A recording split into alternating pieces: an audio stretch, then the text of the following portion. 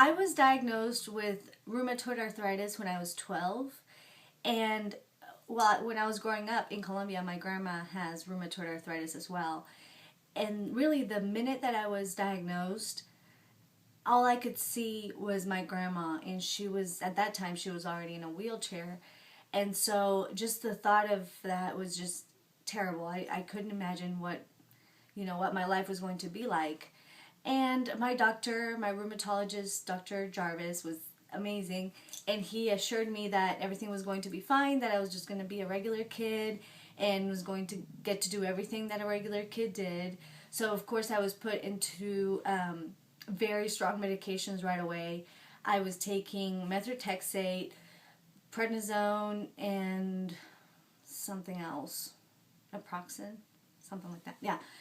And the first week, the first 3 months of my diagnosis, I was going regularly, and every time they had to increase the medication, and they said it's normal, we start with a low dose and go up just to see what you really need.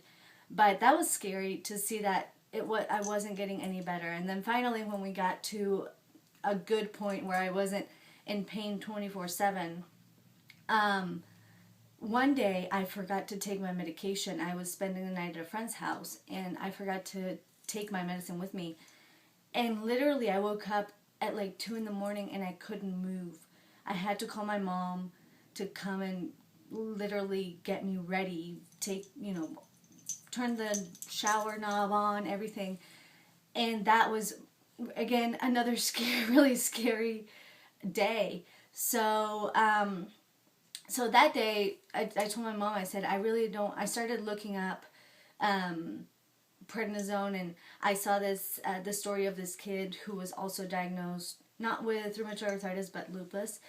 And obviously I was 13, so I was really worried about my appearance and everything. So his face, he was about 8 years old, and his face was just completely round, and his body had taken a different shape because of the amount of prednisone. And not only did I not want that, but I also didn't want the side effects that my grandma was experiencing and that what I was seeing. So I told my doctor my concerns, and he put me on this medication called McDougall, and it was wonderful. It was really good. It was very expensive, so my parents couldn't afford it, and because it was a very new drug, through some kind of foundation, they were able to give it to me for free. So I took this medication for 7 years, and at times I would completely forget that I had rheumatoid arthritis because it was so amazing. But I was always in the back of my mind was the fact that it was a new drug, that I was getting it free because it was being tested still, and just concerned about the side effects. So I always tried to, after about 5 years of taking the regular dose, I started taking less and less and less just because I wanted to. I wanted to be drug free, I guess. And it was working. But at the end of my period with McDougall, I was only taking it once every 3 months, to where at the beginning I was taking it 2 times a week. So it was a big change, and because of that, the foundation said, obviously you don't need the medication, so we're suspending your free medication. So I was fine with it. I thought, I'm just going to see what happens. I obviously don't need it. I feel fine. It was about 7 years of forgetting what the pain was like, so I thought I was going to be fine. And a whole year went by when... after I stopped taking McDougall, a whole year went by and I was pain-free. So I thought, hey, maybe I got cured somehow. Maybe the doctors were wrong. And then it hit me. And I was already married. And my husband had to carry me to the bathtub and get me dressed. And it was terrible.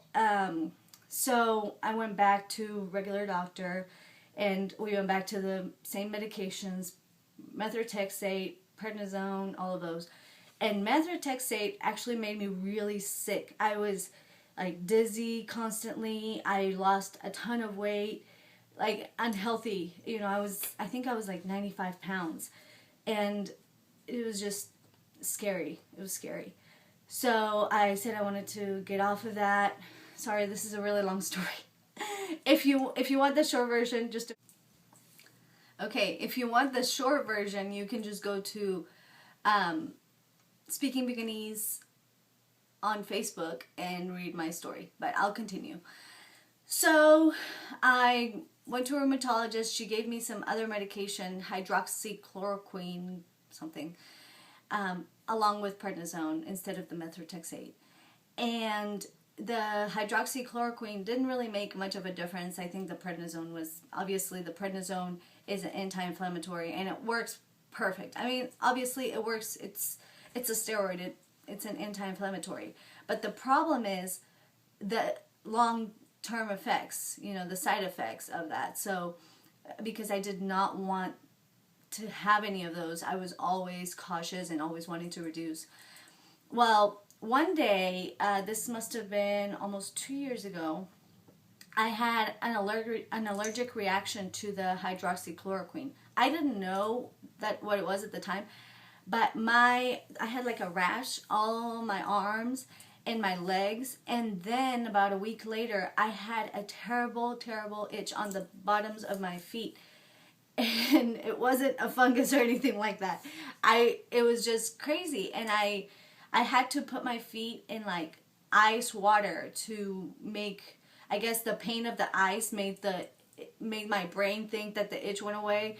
Anyway, it turns out that it was an allergic reaction to that. So thank goodness, because I stopped taking it and I was fine. There was no difference. So clearly I didn't need it. And I looked into research that was done with L-lysine and rheumatoid arthritis. L-lysine you can just get at any drugstore over the counter. And taking high doses of that was helping some patients. So after I read that study, I went ahead and started applying it on my own. I told my doctor about it, and she said it was fine if I used it. It wasn't going to affect anything, but she really wasn't interested about it at all. So anyway, I was fine. I was just taking that and taking about 5 milligrams of prednisone, and together I was holding up fine. Although I did have random flare-ups, one of my knees would swell up like really big, and just random things would happen, and I never knew why. I was just, maybe it's cold, maybe I walked funny or something.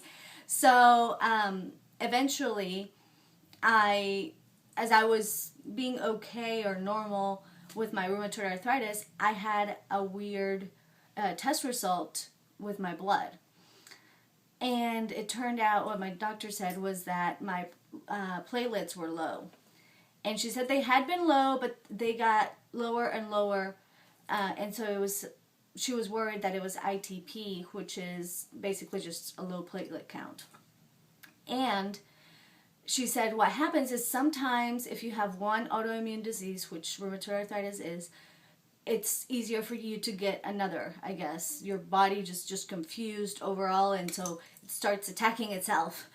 So, that was terrible news for me. It really didn't have any physical I didn't have any physical symptoms other than the bruising, because with low platelet count, you bruise very easily. But I think I've always bruised very easily, and so just knowing that I had that diagnosis, and I'll tell you why I'm doing this later, made me think that, oh yeah, I must have it because I bruised. But now looking back, I realized I've always bruised easily, and it didn't have anything to do with the ITP. So anyway, I told her I don't want to take any medication for it because it's not affecting me. And so she said, okay, we'll just watch it. We'll keep monitoring your blood and everything.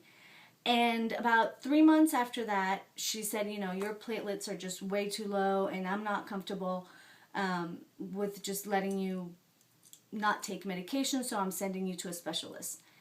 And she sent me to an oncologist. And that was really scary because with oncology, I immediately thought cancer, like I have some kind of cancer, of course. I mean, I have one autoimmune disease, so why not another? And anyway, I was a little scared, but I was really scared the Saturday before my appointment because I received a packet from the Cancer Institute of Oklahoma asking me if I had a will, if I lived in a hospice, just crazy questions. So I went crazy and started looking online for the cure for cancer because I was just anticipating the bad news. And I found Dr. McDougall, who, it's so crazy. I had already seen one of the testimonial videos of rheumatoid arthritis in the past, but I hadn't really paid attention to it. I thought, it's just too hard to change your food. There's got to be another easy way out. And this was about 2 years prior to this point that I saw that video and just ignored it. But now that at the thought of cancer, and that was just a lot scarier than rheumatoid arthritis because, I don't know, it just was. So I decided on that day that I was going to become a vegan. So after I decided to become a vegan, actually 3 days after was when I actually had my appointment with my oncologist. And I told him all my concerns and everything. And to my surprise, about an hour after my appointment, they ran the test and they found that there was nothing wrong with me. What was wrong was that sometimes when blood sits in, with the oh my goodness, when blood sits in a test tube and it reacts to the chemicals that are there, the platelets clump. Only certain kinds of blood do that. There's nothing wrong with the blood. It's just that they react to those chemicals and they clump. So that's what was happening at my rheumatologist office, because I don't know, maybe they let the blood sit there in the tube before it was tested. That was one of the questions that the oncologist asked me. He said, "How do they do the testing at your rheumatologist lab?" And I didn't know. But that turned out to be the problem. That was the whole problem. I mean, nothing was wrong with my blood. The normal platelet count is from 150,000 to 400,000. Oh my goodness, I don't even remember anymore. All right, I think it's around there. But my platelet count was at 300,000. So it was perfect. It was right where it needed to be. So although I didn't have ITP anymore, I never did, but although I knew I didn't have cancer or ITP or anything, I had felt so good in those 4 days that I decided to continue being a vegan. And now I'm just seeing the amazing results. What made this change so successful was that I put it on Facebook. I really not a big fan of Facebook, but I put it on there because all my family and friends are on Facebook, and so I figured what a better way to keep me accountable. And it worked because I started posting pictures of what I was eating, and if I went out with someone, I had to stay true to what my decision had been. And so that's why I made this channel. I feel amazing. I've been a vegan for 4 months now. I went from 5 milligrams of prednisone to 2 milligrams, and I plan on continuing to lower that. I also went from 4 grams of L-lysine, which is a high dose, to 2.5. So I'm going to continue to bring it down. I want to take it easy, obviously, but I feel amazing. I've lost 10 pounds, which wasn't really a goal of mine, but really, I mean, it wasn't the health goal, but I'm happy with it. I'm happy with that. And it's not, I didn't lose weight in an unhealthy way, because I think a lot of people think that by going vegan you're going to lose weight because you're unhealthy. I lost the 10 pounds in 2 months, and then after that it just stayed right. I didn't lose any more weight, and I think that's just because that was fat or just the weight that it wasn't my ideal weight. So I lost that, and then once I lost that, I maintained the weight. So that was a really long story. I hope you enjoyed it, and basically it's just a little explanation of why this channel is around, and although my main focus is helping people who have rheumatoid arthritis, I know a lot of people who have seen amazing results through changing their diet for other illnesses. So if you have any questions, or if you have any ideas, or you want me to show you what I eat, just let me know. These videos, I'm going to change a little bit of the format. They're a little lengthier because I'm not going to edit or script them or anything.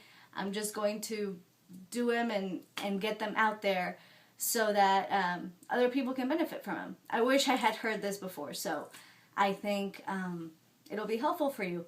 So if you like it, give it a thumbs up, share it with your friends, and subscribe to our channel. Bye.